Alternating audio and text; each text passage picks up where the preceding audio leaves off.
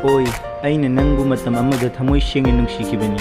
Nangna aigi senglaba thamoi minamlaga nungsiba sabo oiramle. Nangi wakhalda aina ngaujurubase nangna aibu angaubo oina khalli.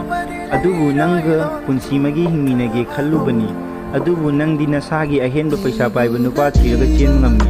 Aduga hojikna nangi nupaduna mirairakpa kanda aibu ningsinglakpa.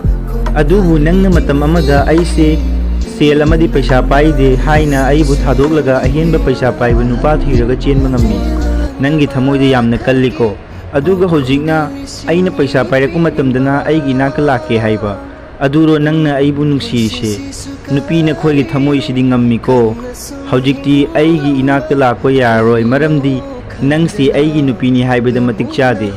Adubu nangna matam amada aisi paisa sel paide haina aibu thadoglaga ahenba paisa paiba nupa thiraga chenba ngammi. Aduga hojikti aisu perfect oramina amadi matik charamina nangondagi henba nupi kaya kaya laki. Adubu ai ngasi foda nupina propose torosu ai accept tawkhide yakhide. Adubu aina nungsiba senga aigi senglaba thamoi sidi ima ibada sinaba natna toba kanama ahenba ai nungsiba ngamde. Amadi aigi family amadi aigi parents punamako ai trust tawe.